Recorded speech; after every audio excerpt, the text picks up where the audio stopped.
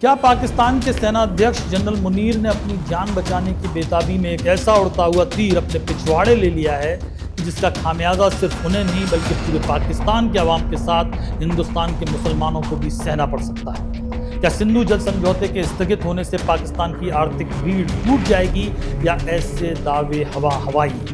और क्या पाकिस्तान ने जिस तरह पाकिस्तान के एयर स्पेस को भारत के लिए बैन किया है और शिमला समझौते को स्थगित किया है, उससे अब भारत की मुश्किलें बढ़ने वाली हैं? और आखिरी सवाल ये कि क्या पहलगाम में जिन 28 लोगों की जान गई, उनकी शहादत नैरेटिव्स की लड़ाई में खो जाएगी, या पहलगाम हमले के बाद पाकिस्तान के आतंकवादियों और उनके आकाओं का वास्तव में ऐसा हश्र होने वाला है जो उन्होंने कभी सोचा नहीं? नमस्कार, मैं हूं पीयूष पांडे और ये चैनल है द किस्सा। किस्सों की शक्ल में यहाँ खबर भी मिलेगी और उसका विश्लेषण भी। बात शुरू करते हैं जनरल मुनीर से। जनरल मुनीर बचपन में क्रिकेट बहुत अच्छा खेलते थे। भाई साहब फास्ट बॉलर थे, लेकिन वो मैदान में विकेट चटकाते तो उनके अब्बा हुजूर घर पर उन्हें लतिया देते थे। वजह ये थी कि अब्बा जान सैयद सरवर मुनीर शाह रावलपिंडी के FG टेक्निकल हाई स्कूल के प्रिंसिपल थे और मस्जिद अल कुरैश के इमाम भी थे।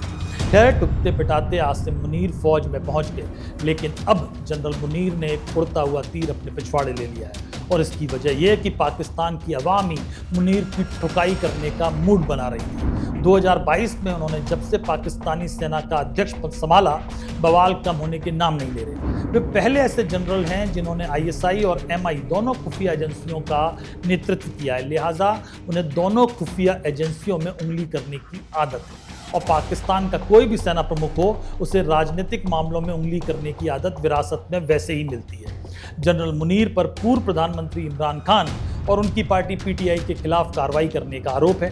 अमेरिका के कई सांसद तो कह चुके हैं कि जनरल मुनीर पर मानवाधिकार उल्लंघन का केस चलाया जाए और उन पर आरोप लगाए हैं कि उन पर प्रतिबंध लगाया जाए। 2024 के आम चुनावों में तो मुनीर ने धांधली की इंतहा कराई और इससे फौज की छवि धूमिली और मुनीर की नेतृत्व क्षमता पर प्रश्न चिन्ह लगा।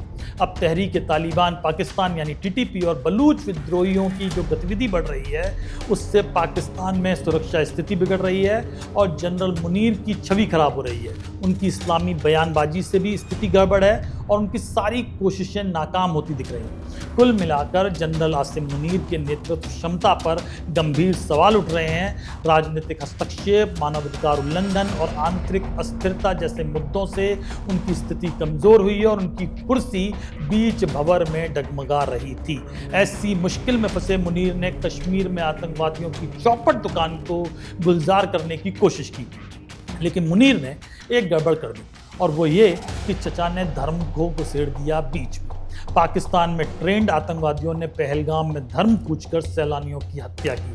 कईयों से कलमा पढ़ने को कहा, जिसने पढ़ दिया उसे छोड़ दिया, जिसने नहीं पढ़ा उसे मार दिया। अब भारत के लिए इस अटैक का बदला लेना जरूरी भी है और मजबूरी भी। तो एक सर्जिकल स्ट्राइक तो होगी ही, कब कैसे का जवाब कोई नहीं जानता, क्योंकि सर्जिकल स्ट्राइक को कोई फिल्म की रिलीज नहीं है जिसकी रिलीज से पहले खूब प्रचार हो।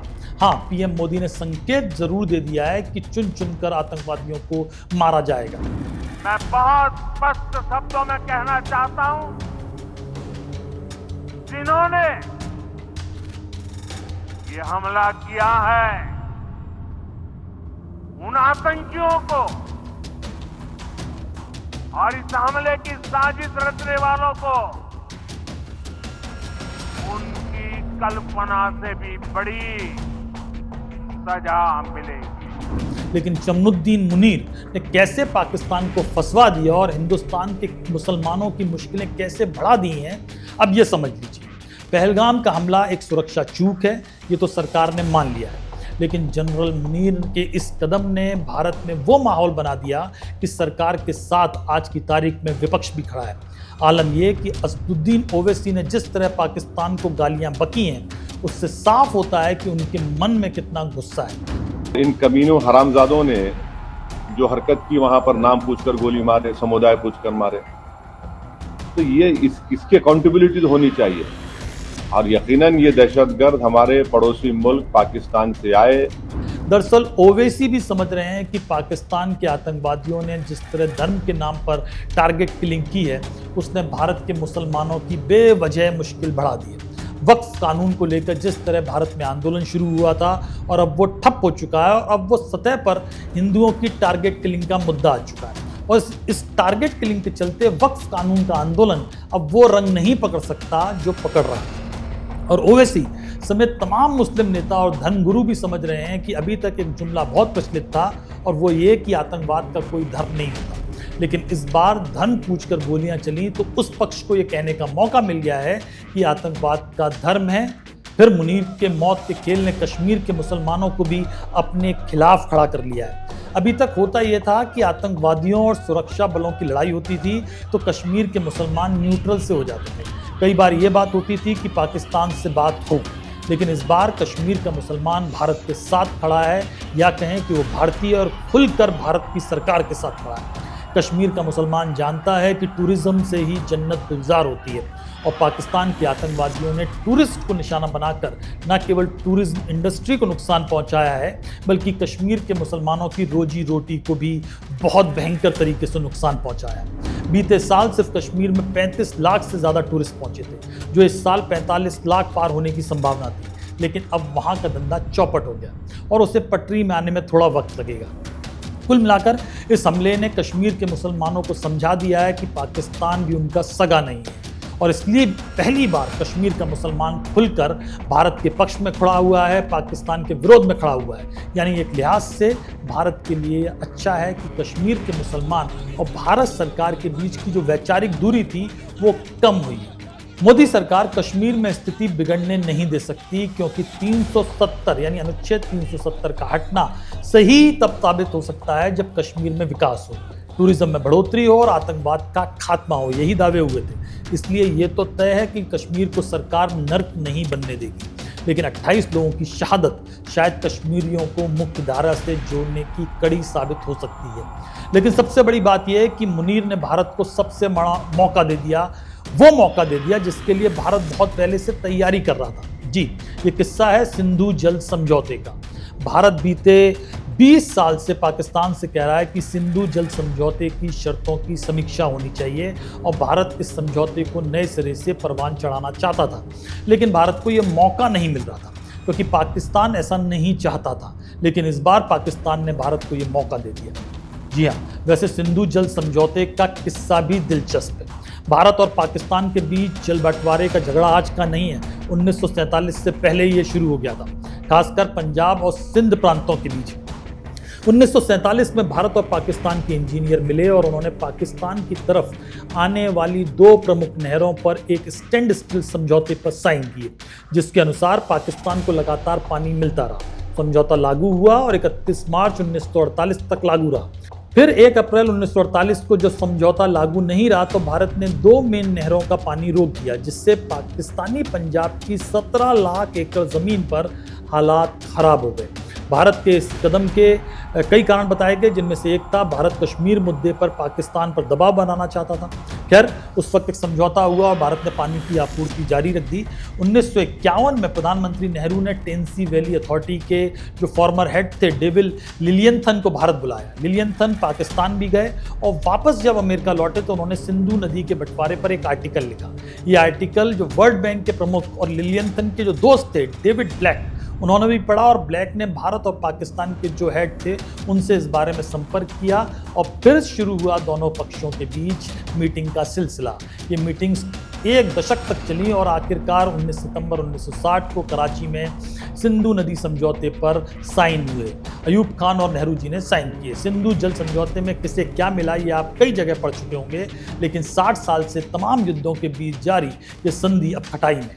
भारत 2013 से इस संधि को लेकर थोड़े असमंजस में था। दरअसल 2010 में पाकिस्तान ने भारत की किशन गंगा परियोजना पर आपत्ति जताई और मामला अंतर्राष्ट्रीय पंचायत में गया।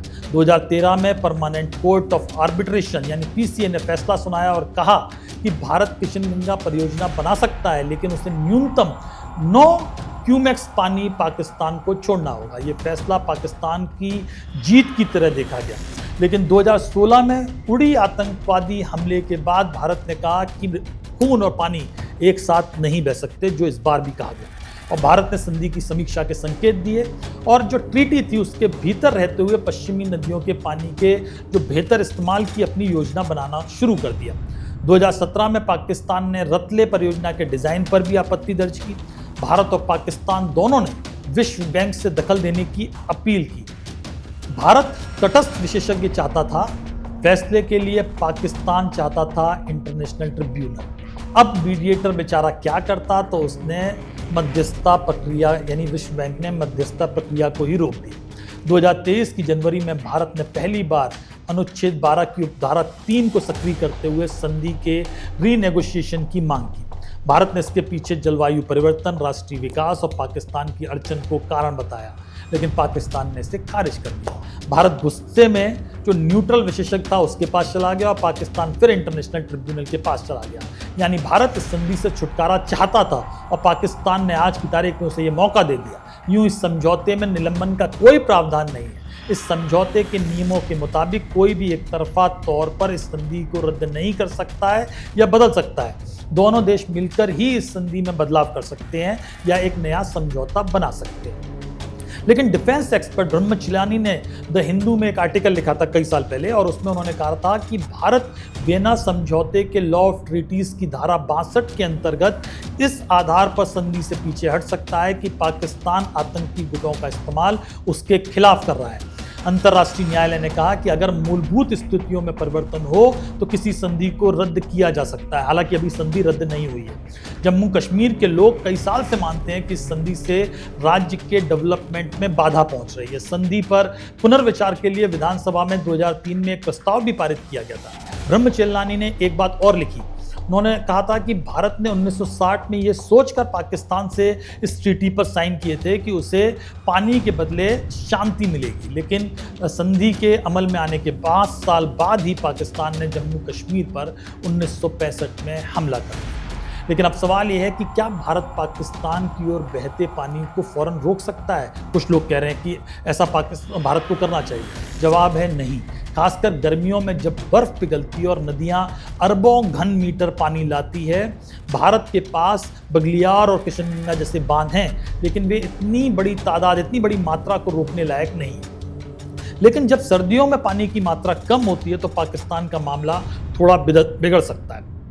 पानी की उपलब्धता के समय में थोड़ा सा बदलाव, जैसे गेहूं की बुआई के दौरान अगर देर हुई, फसल की पैदावार पर यह असर डाल सकती है। बात सिंधु डेल्टा पहले से ही सिकुड़ रहा है और अब और अस्थिरता इसे तेज कर सकती है। 3 में से 1 हिस्सा पाकिस्तान की बिजली का जल विद्युत स्रोतों से आता है। अगर इस पानी के प्रवाह में बाधा आई तो ऊर्जा संकट वहां और गहराएगा।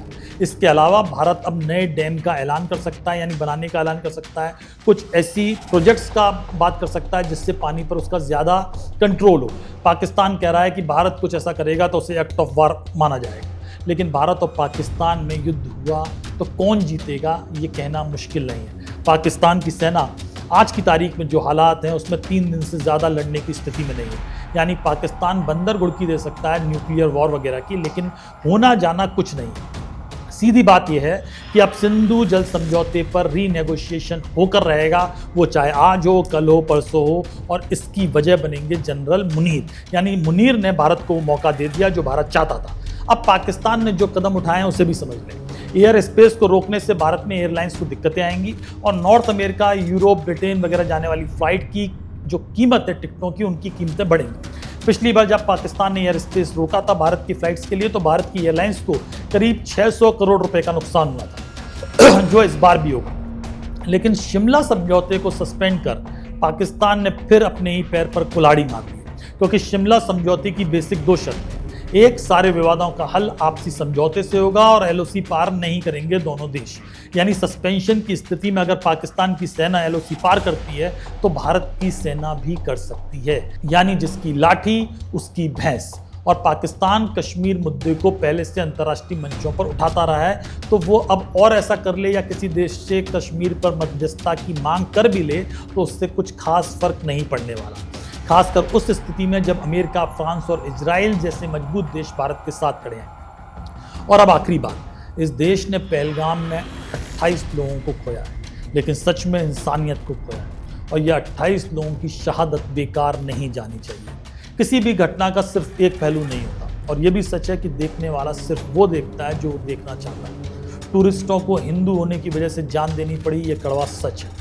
ये नाम जो आप स्क्रीन पर देख रहे हैं सिर्फ नाम नहीं है, ये अपने आप में अलग अलग दास्तान है, दर्द की दास्तान। ऐसी दास्तान है जिनको सुनकर रूह कांपने लगती है और आँखों से झरझर पानी बहने लगता है। इसलिए इनकी शहादत पर नैरेटिव का खेल मत खेलिए, यहाँ कोई जीत हार का खेल नहीं चलता।